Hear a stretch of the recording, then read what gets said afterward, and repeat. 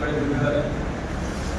ಬಹಳ ಒಂದು ನಾನು ಕೂಡ ಒಂದು ಪಕ್ಷದಲ್ಲಿದ್ದವನು, ಆದರೂ ಕೂಡ ವಿಚಾರ ಕರ್ನಾಟಕದ ಮಟ್ಟಕ್ಕೆ ಬಂದರೆ ಹಿಂದಿ ವಾರಗಳು ನಮ್ಮ ಮೇಲೆ ದಬ್ಬಾಳಿಕೆ ದೌರ್ಜನ್ಯಗಳು ಮಾಡೋದನ್ನು ನೋಡಿದ್ರೆ ಎಲ್ಲ ರೀತಿಯಿಂದ ಆರ್ಥಿಕವಾಗಿ, ಸಾಮಾಜಿಕವಾಗಿ, ಶೈಕ್ಷಣಿಕವಾಗಿ, ರಾಜಕೀಯವಾಗಿ ನಮ್ಮಲ್ಲಿರುವಂಥ ಕರ್ನಾಟಕದಲ್ಲಿರುವಂತಹ ರೈತರ ಸಮಸ್ಯೆಗಳಾಗಿರ್ಬೋದು, ಕರ್ನಾಟಕದಲ್ಲಿರುವಂತಹ ಕೂಲಿ ಕಾರ್ಮಿಕರ ಸಮಸ್ಯೆಗಳಾಗಿರ್ಬೋದು, ಕರ್ನಾಟಕದಲ್ಲಿರುವಂತಹ ದಲಿತರ ಸಮಸ್ಯೆಗಳಾಗಿರ್ಬೋದು, ಯಾವ ಸಮಸ್ಯೆಗಳು ಅವ್ರಿಗೆ ಬೇಕಾಗಿಲ್ಲ. ಕೇವಲ ಅವರಿಗೆ ಅಧಿಕಾರ ಮಾತ್ರ ಬೇಕು. ನಾವು ಓಟ್ ಮಾತ್ರ ಕರ್ನಾಟಕದಿಂದ ಹಾಕಬೇಕು, ಅಧಿಕಾರ ಮಾತ್ರ ದೆಹಲಿಯಲ್ಲಿ ಚಲಾಯಿಸಬೇಕು ಅನ್ನುವಂಥ ಕಾನ್ಸೆಪ್ಟ್ ಇಟ್ಕೊಂಡಂತ ಹಿಂದಿವಾದಗಳು ಯಾವುದೇ ಪಕ್ಷ ಇರ್ತದೆ, ಎಲ್ಲರೂ ಹಿಂದಿವಾದಗಳು. ಇವತ್ತು ಕರ್ನಾಟಕದಲ್ಲಿರುವಂತಹ ಯಾವುದೇ ಪಕ್ಷಗಳು ನಮ್ಮ ಪಕ್ಷಗಳು ಅನ್ನುವಂಥವು ಅಂದ್ರೆ ನಮ್ಮ ಪಕ್ಷಗಳಪ್ಪ ಅಂತಂದ್ರೆ ಅವರ ಅಧೀನದಲ್ಲಿರುವಂತಹ ಪಕ್ಷಗಳನ್ನು ಬಿಟ್ಟು ನಮ್ಮ ಕರ್ನಾಟಕದಲ್ಲಿ ಕನ್ನಡಿಗರೇ ಸಾರ್ವಭೌಮ, ನಾವೇ ಪ್ರಜೆಗಳು, ನಾವೇ ರಾಜರು ಅನ್ನುವಂಥ ಕಾನ್ಸೆಪ್ಟ್ ಅನ್ನು ಇಟ್ಕೊಂಡು ಇವತ್ತೇನು ಈ ವಿಚಾರಗಳು ಇಟ್ಕೊಂಡ್ಬಂದಲ್ಲ, ಇವತ್ತಿಲ್ಲ ನಾಳೆ. ಇವತ್ತು ನಮ್ಗೆ ಏನೋ ಅನಿಸ್ಬೋದು, ಇವತ್ತು ನಮ್ಗೆ ಮುಜುಗರ ಅನಿಸ್ಬೋದು, ಇದೆಲ್ಲ ಕೂತವರಿಗೆ ಏನ್ ಅನಿಸ್ಬೋದಪ್ಪ ಅಂತಂದ್ರೆ ಏನಪ್ಪ ಹೊಸ ನಾಟಕ ತಗೊಂಡಿಲ್ಲ ಇವರು ಏನ್ ಮಾಡಕತ್ತಾರ, ನಾವೆಲ್ಲ ಬಿಜೆಪಿ ಆಗಿದ್ದೀವಿ, ನಾವೆಲ್ಲ ಕಾಂಗ್ರೆಸ್ನಾಗ ಇದೀವಿ, ನಾವು ಮುಂದಿನ ಸಾರಿ ಜೆಡಿಪಿ ಆಗೋದಿರ್ತೀವಿ, ಮುಂದಿನ ಸಾರಿ MLA ಆಗೋದಿರ್ತೀವಿ, ಮುಂದಿನ ಸಾರಿ ನಾನು ಪುರಸಭೆ ಮೆಂಬರ್ ಇದೀನಿ, ಮುಂದಿನ ಸಾರಿ ಆಕಾಂಕ್ಷಿ ಇದೀನಿ, ನಮ್ಗೆಲ್ಲ ಸತ್ತು ಅಂದ್ರೆ ಮುಜುಗರ ಅದ. ಯಾಕಂದ್ರೆ ಕಡೆಗೆ ಅದು ಮುಜುಗರ ಇರ್ಬೇಕಂದ್ರೆ MLA ನಮ್ ಜಾತಿ ಅವನ ಇನ್ನು ಹಿಂದೆ ಹೋಗಿದ್ದೇವಪ್ಪ ಅಂತಂದ್ರೆ ನಾವು ಯಾಕೆ ಅಲ್ಲಾಗ ಹೋಗಿದ್ದಿ, ನಾಳೆ ನಾ ಕಾಂಗ್ರೆಸ್ದಾಗ ಇದೀನಿ, ನನ್ನ ಜಾತಿ ಅವ್ರು ನೀನು ಎಲ್ಲ ಹೋಗಿ ಇಂಥವೆಲ್ಲ ಮುಜುಗರಗಳು ನಮ್ಮಲ್ಲಿ ಇಟ್ಕೊತಾವ. ಆದ್ರೆ ನಿಜವಾಗಿ ಕೂಡ ನಮಗೆ ಮತ್ತು ನಮ್ಮ ಪೀಳಿಗೆಗೆ ನಾವಂತೂ ಇವತ್ತು ಆಯ್ತು, ಒಂದ್ ಕಾಲ ಹೊರಗದ, ಒಂದ್ ಕಾಲ ಒಳಗದ, ಇನ್ನು ಮುಂಬರುವ ನಮ್ಮ ಪೀಳಿಗೆ ಬಗ್ಗೆ ನಾವು ವಿಚಾರ ಮಾಡ್ಬೇಕಾಗಿದೆ.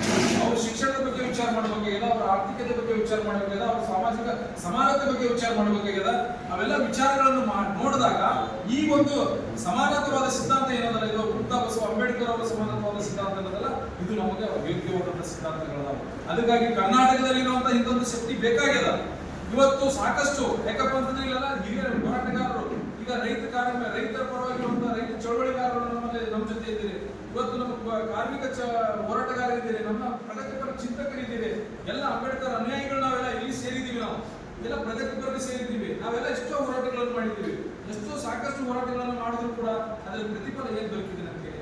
ಈ ರಾಜ್ಯದಲ್ಲಿ ಇವತ್ತು ರೈತರ ಸಮಸ್ಯೆಗಳನ್ನು ಹೋಗಲಾಡಿಸುವಂತ ಒಬ್ಬನೇ ಒಂದು ಸರ್ಕಾರ ಏನಾದ್ರು ಪ್ರಣಾಳಿಕೆಯಲ್ಲಿ ಏನಾದ್ರು ಸುಮ್ಮನೆ ಒಂದು ಪ್ರಣಾಳಿಕೆಯನ್ನು ಬಿಡುಗಡೆ ಮಾಡಬಹುದು ವಿನ ಪ್ರಣಾಳಿಕೆಯಲ್ಲಿದ್ದಂತ ಯಾವುದಾದ್ರೂ ಒಂದು ವಿಷಯಗಳ ಮೇಲೆ ರೈತರ ಸಮಸ್ಯೆಗಳನ್ನು ಬಗೆಹರಿದಾವ ಅನ್ನೋದನ್ನ ನಾವೆಲ್ಲ ವಿಚಾರ ಮಾಡಬೇಕಾಗಿದೆ. ಇವತ್ತು ಅದೇ ರೀತಿ ಕೂಲಿ ಕಾರ್ಮಿಕರ ಬಗ್ಗೆ ವಿಚಾರ ಮಾಡಬೇಕಾಗಿದೆ, ಇವತ್ತು ಅದೇ ರೀತಿ ಹಿಂದುಳಿದವರ ಬಗ್ಗೆ ವಿಚಾರ ಮಾಡಬೇಕಾಗಿದೆ. ಇವತ್ತು ಇಲ್ಲಿ ನಿರುದ್ಯೋಗಿ ಸಮಸ್ಯೆ ಇಷ್ಟೊಂದು ಈ ರಾಜ್ಯದಲ್ಲಿ ಅಥವಾ ಈ ದೇಶದಲ್ಲಿ ಅಂತ ಬಿಡ್ರಿ, ಮೊದಲು ನಮ್ಮ ರಾಜ್ಯದಷ್ಟೇ ನಾವು ಈ ಒಂದು ಪ್ರಾದೇಶಿಕವಾಗಿ ಮಾತಾಡಬೇಕಾಗಿತ್ತಪ್ಪ ಅಂತಂದ್ರೆ ರಾಜ್ಯದಲ್ಲಿ ನಿರುದ್ಯೋಗಿ ಸಮಸ್ಯೆ ಇಷ್ಟೊಂದು ಭೀಕರವಾಗಿದೆಯಪ್ಪ ಅಂತಂದ್ರೆ ಇವತ್ತು ಇನ್ನೊಂದು ಕಡೆ ದಿನ ನಾವು ಹಿಂಗೆ ಬಿಟ್ಟವಪ್ಪ ಅಂತಂದ್ರೆ ಇನ್ನೊಂದು 10 ವರ್ಷಗಳ ಕಾಲ ನಾವು ಇದೇ ರೀತಿ ನಾವು ಬಿಟ್ಟವಪ್ಪ ಅಂತಂದ್ರೆ ಇವತ್ತು ನಾವು ನೋಡ್ತಾ ಇದ್ದೀವಿ, ಆಸ್ತಿಗಾಗಿ ತಂದೆ ಕೊಲೆಯನ್ನು ಮಗ ಮಾಡ್ತಾನ, ತಾಯಿ ಕೊಲೆಯನ್ನು ಮಗ ಮಾಡ್ತಾನ. ಇವತ್ತು ಮೊನ್ನೆ ನಾವು ಪೇಪರ್ದಾಗ ನೋಡಿದ್ದೀವಿ. ಇದು ಎದ್ರ ಸಲುವಾಗಿ? ಆರ್ಥಿಕ ನಾವು ಸಬಲೀಕರಣ ಆಗೋದ್ರ ಸಲುವಾಗಿ, ಆರ್ಥಿಕತೆಯಿಂದ ಹಿಂದಿರುಗಿದ ಸಲುವಾಗಿ. ಈ ಆರ್ಥಿಕತೆಯಿಂದ ನಾವು ಏನಾದ್ರೂ ಮುಂದೆ ಬಂದಿದ್ದೇವಪ್ಪ ಅಂತಂದ್ರೆ ಇವತ್ತು ತಂದೆ ಕೊಲೆ ಆಗ್ತಿರ್ಲಿಲ್ಲ, ಇವತ್ತು ತಾಯಿ ಕೊಲೆ ಆಗ್ತಿರ್ಲಿಲ್ಲ. ಕಾರಣ ಏನಪ್ಪಾ ಅಂದ್ರೆ ಆಸ್ತಿಗಾಗಿ, 1 ಎಕರೆ ಆಸ್ತಿಗಾಗಿ ತಂದೆಯನ್ನು ಕೊಲೆ ಮಾಡುವಂತ ಸಂದರ್ಭ ಯಾಕೆ ನಿರ್ಮಾಣ ಆಗಿದೆಪ್ಪ ಅಂತಂದ್ರೆ ನಾವೀಗ ಆರ್ಥಿಕ ಮುಗ್ಗಟ್ಟಿನಲ್ಲಿದ್ದೀವಿ. ಈ ಆರ್ಥಿಕ ಮುಗ್ಗಟ್ಟನ್ನು ನಾವು ಸರಿಪಡಿಸಬೇಕಾಗಿತ್ತಪ್ಪ ಅಂತಂದ್ರೆ ನಾವು ನಮ್ಮ ಕರ್ನಾಟಕ ಮಟ್ಟಕ್ಕಾದ್ರೂ ಕೂಡ, ನಮ್ಮ ಒಂದು ಪ್ರಾದೇಶಿಕ ಮಟ್ಟಕ್ಕಾದ್ರೂ ಕೂಡ ನಾವು ಆರ್ಥಿಕ ಸಬಲೀಕರಣ ಆಗಬೇಕಾಗಿತ್ತಪ್ಪ ಅಂತಂದ್ರೆ ನಮಗೆ ಅಧಿಕಾರ ಅವಶ್ಯಕತೆ ಇದೆ. ಎಂತ ಅಧಿಕಾರ ಅವಶ್ಯಕತೆ ಇದೆ? ಯಾರದೋ ಗುಲಾಮಗಿರಿಯಲ್ಲಿ, ಯಾರದೋ ಕಪಿಮುಷ್ಟಿಯಲ್ಲಿ ಹೋಗಿದ್ದು ನಾವು ಅಧಿಕಾರ ಮಾಡೋದು ನಮಗೆ ಅವಶ್ಯಕತೆ ಇಲ್ಲ. ನಾವೇ ಇಲ್ಲಿ ನಮ್ಮ ಅಧಿಕಾರವನ್ನು ನಾವೇ ಚಲಾಯಿಸಿಕೊಂಡು ನಮ್ಮ ಒಂದು ಏನು ಜನರಿಗೆ ಒಂದು ಒಳ್ಳೆಯ ಒಂದು ಏನು ಉದ್ಯೋಗ ಕೊಡುವಂತ ಕೆಲಸ ಮಾಡಬೇಕಾಗಿದೆ, ನಿರುದ್ಯೋಗ ಸಮಸ್ಯೆ ದೂರ ಮಾಡುವಂತ ಕೆಲಸ ಮಾಡಬೇಕಾಗಿದೆ, ಆರ್ಥಿಕ ವ್ಯವಸ್ಥೆಯಿಂದ ಅವರಿಗೆ ಸಬಲೀಕರಣ ಮಾಡಬೇಕಾಗಿದೆ, ಒಳ್ಳೆಯ ಶಿಕ್ಷಣ ಕೊಡಬೇಕಾಗಿದೆ, ಸಮಾನತೆ ತರಬೇಕಾಗಿದೆ. ಎಲ್ಲ ರೀತಿಯಿಂದ ಮಾಡಿದಾಗ ಮಾತ್ರ ನಾವು ಇಲ್ಲಿ ಏನಾದ್ರೂ ನಾವು ಒಳ್ಳೆ ರೀತಿಯಿಂದ ಜೀವನ ಮಾಡಲಿಕ್ಕೆ ಸಾಧ್ಯತೆ. ಇಲ್ಲಂದ್ರೆ ಈ ಮುಂದೆ 10 ವರ್ಷಗಳ ಕಾಲ ನಾವು ಇದೇ ರೀತಿ ಗುಲಾಮಗಿರಿ ಮಾಡಿದ್ರೆ ನಮಗೆ ಯಾವುದು ಬಿಡುಗಾಲಿಲ್ಲ ಅನ್ನೋ ಸಂದರ್ಭದಲ್ಲಿ ಒಂದು ಒಳ್ಳೆ ಕಾನ್ಸೆಪ್ಟ್ ಇಟ್ಕೊಂಡು, ಯಾಕಂತಂದ್ರೆ ಈ ವಿಚಾರಗಳನ್ನು ಅವರಿಗೆ ನಾವು ಚೇತನ್ ಸರ್ ಅವರಿಗೆ ನಾವು ಬಹಳ ದಿನಗಳಿಂದ ಒಂದು ಹೋರಾಟದ ಮುಖಾಂತರ ನೋಡ್ಕೊಂಡು ಬಂದಿದ್ದೀವಿ. ಅವರು ಈ ವಿಚಾರಗಳನ್ನು ಎಂದೋ ನಮ್ಮ ಜೊತೆ ಚರ್ಚೆ ಮಾಡ್ತಿದ್ರು. ಅವ್ರು ನಾನು ಕೂಡ BSP ಇದ್ದಾಗ ಅವ್ರು ಹೇಳ್ತಿದ್ರು, ನನಗೆ ಕರ್ನಾಟಕದ BSP ಬೇಕಾಗಿದೆ, ನನಗೆ ಉತ್ತರ ಪ್ರದೇಶದ BSP ಬೇಕಾಗಿಲ್ಲ ಅಂತ ಹೇಳ್ತಾ ಇದ್ರು. ನಮಗ ಅನಿಸ್ತಾ ಇತ್ತು, ಯಾಕೆ ಹೇಳಿದ್ರಪ್ಪ ಅಂತಂದ್ರೆ ಇವತ್ತು ಅದು ಸತ್ಯ ಅನಿಸ್ತಾ ಇದೆ. ನಮಗೆ ನಮ್ಮ ಮಟ್ಟಿಗೆ ಯಾಕೆ ಇಲ್ಲಿರುವಂತದ್ದು ಯಾಕೆ ನಮಗೆ ಪ್ರಾದೇಶಿಕವಾಗಿ ಬೇಕಪ್ಪ ಅಂತಂದ್ರೆ ಇದರಲ್ಲಿ ಏನು ಸ್ವಾರ್ಥತೆ ಇಲ್ಲ. ನಾವೆಲ್ಲ ತಿಳ್ಕೊಂಡಿರ್ಬೋದು ಏನೋ ಇದರಲ್ಲಿ ಸ್ವಾರ್ಥತೆ ಇದೆ ಅಂತ ಹೇಳಿ. ಇದರಲ್ಲಿ ಯಾವುದು ಸ್ವಾರ್ಥತೆ ಇಲ್ಲ. ಇದರಲ್ಲಿ ನೀವು ಚಾಯ್ಸ್ ಮಾಡ್ಕೋಬಹುದು. ನೀವು ಬೇಕಾದವರು ಚಾಯ್ಸ್ ಮಾಡ್ಕೊಂಡು ಬಿಟ್ಬಿಡ್ಬೋದು. ನಾವು ನಮ್ಮ ಏಳಿಗೆ ಬಯಸ್ಬೇಕಾಗಿತ್ತಂದ್ರೆ, ನಾನು ನನ್ನ ಸಮುದಾಯ, ನನ್ನ ಮನೆ, ನನ್ನ ಮಕ್ಕಳು, ನಾನು ಅಭಿವೃದ್ಧಿ ಆಗ್ಬೇಕಾಗಿತ್ತಂದ್ರೆ ನಾವು ಬದಲಾವಣೆ ಆಗ್ಲೇಬೇಕು. ಇಲ್ಲಪ್ಪ ಅಂತಂದ್ರೆ ನಾವು ಇಲ್ಲ ಬೇಲ್ಬೇಟ ಮಾಡ್ಕೋತೀವಿ ಅಂದ್ರೆ ನಾವು ಯಾರು ಬೇಡಕ್ಕಾಗಿಲ್ಲ. ಇವತ್ತು ಕಾಲ ಯಾವ ರೀತಿ ಹೋಗ್ತದೆ, ಯಾವ ರೀತಿ ಜನರೇಷನ್ ಮುಂದೆ ಹೋಗ್ತದೆ, ಆ ರೀತಿಯಾಗಿ ನಾವು ಮುಂದೆ ಬದಲಾವಣೆ ಆಗ್ಬೇಕು. ಅದಕ್ಕಾಗಿ ಇಂಥ ಒಂದು ಕಾನ್ಸೆಪ್ಟ್ ಇಟ್ಕೊಂಡು ಬಂದಿದ್ದಾರೆ ಸರ್. ನಾವು ಯಾವತ್ತು ನಿಮ್ ಜೊತೆಯಲ್ಲಿದ್ದೀವಿ. ಕರ್ನಾಟಕದಲ್ಲಿ ಒಂದು ಒಳ್ಳೆ ಶಕ್ತಿ ಆಗ್ಲಿ. ಯಾಕಪ್ಪ ಅಂತಂದ್ರೆ ನಾವು ಯಾರು ಕೂಡ ಇವತ್ತು ಏನು ಆಡಂಬರದ ಒಂದು ವಿಚಾರಗಳನ್ನು ಇಟ್ಕೊಂಡು ನಾವು ಬಂದಿಲ್ಲ. ನಾವೆಲ್ಲರೂ ಕೂಡ, ಯಾಕಂದ್ರೆ ಇದು ಶರಣರು, ಸೂಫಿ ಸಂತರು ನಡೆದಾಡುವಂತ ನಾಡು ನಮ್ದು.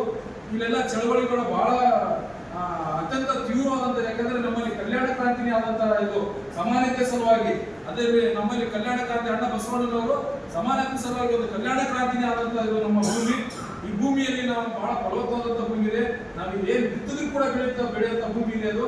ಅದಕ್ಕಾಗಿ ನೀವು ಒಳ್ಳೆಯ ವಿಚಾರಗಳನ್ನು ಬಿತ್ತಿಕೊಂಡಿದ್ರಿ. ನಿಮ್ಮ ಜೊತೆ ಇವತ್ತಿಲ್ಲ ನಾಳೆ ನೀವು 28ಕ್ಕೆ ಇಟ್ಟಿರಿ ಅಂತ ಇಟ್ಕೊಳ್ಳೋಣ. 28ಕ್ಕಲ್ಲ 33ಕ್ಕಾಗಲಿ ಅದು ನಾವು ನಾವೆಲ್ಲರೂ ಕೂಡ ಒಂದು ಒಳ್ಳೆ ವಿಚಾರಗಳನ್ನು ತಗೊಳ್ಳಿಕ್ಕೆ ಅದೇನು ಯಾರ್ದು ಅಭ್ಯಂತರ ಇರಂಗಿಲ್ಲ. ವಿಚಾರಗಳನ್ನು ತಗೋಬೇಕು, ವಿಚಾರ ವಿನಿಮಯ ಮಾಡ್ಕೋಬೇಕು. ನಾವು ಯಾರು ವಿಚಾರಗಳು ಒಳ್ಳೆ ವಿಚಾರ ಕೊಡ್ತಾರಲ್ಲ ಅದನ್ನ ತಿಳ್ಕೋಬೇಕು. ನೀವು ಅದನ್ನ ಪಾಲನೆ ಮಾಡಿ ಅಂತ ಎಲ್ಲಿ ಇಲ್ಲ. ಯಾಕಂದ್ರೆ ಯಾರು ಕಡ್ಡಾಯವಾಗಿ ನೀವು ಪಾಲನೆ ಮಾಡಿ ಅಂತ ಹೇಳಂಗಿಲ್ಲ. ಅದು ವಿಚಾರ ಮಾಡುವಂತ ಶಕ್ತಿ ನಿಮ್ಮಲ್ಲಿ ಇದೆ. ದೇವರು ಕೊಟ್ಟಿದ್ದಾನೆ ವಿಚಾರ ಮಾಡುವಂತ ಶಕ್ತಿ. ವಿಚಾರ ಮಾಡುವಂತ ಶಕ್ತಿ ಇಲ್ಲಿ ವಿಚಾರ ಮಾಡಿ. ಪರಿವರ್ತನೆ ಅನ್ನೋದು ಜಗತ್ತಿನ ನಿಯಮ. ಪರಿವರ್ತನೆ ಮಾಡಿ ಬಯಸ್ಬೇಕು ಮನುಷ್ಯ ಮೊದಲು. ನಾನು ಪರಿವರ್ತನೆ ಮಾಡಿಲ್ಲಪ್ಪ ಅಂತಂದ್ರೆ ನಾನು ವಿಚಾರ ಮಾಡ್ಲಿಕ್ಕೆ ಪರಿವರ್ತನೆ ಆಗ್ಲಿಕ್ಕೆ ಸಾಧ್ಯ ಇಲ್ಲ. ಅದಕ್ಕೆ ನಾನು ವಿಚಾರ ಮಾಡ್ಬೇಕು, ಮೊದಲು ಪರಿವರ್ತನೆ ಆಗ್ಬೇಕು ನಾನು ಅಂತೇಳಿ ಆ ವಿಚಾರ ಮಾಡುವಂತ ಶಕ್ತಿ ತಮ್ಮಲ್ಲಿದೆ. ತಾವೆಲ್ಲರೂ ಕೂಡ ಪರಿವರ್ತನೆ ಆಗುವ ನಿಟ್ಟಿನಲ್ಲಿ ಕೆಲಸ ಮಾಡಿ ಅಂತ ಸಂದರ್ಭದಲ್ಲಿ ಹೇಳುತ್ತಾ ನನಗೆ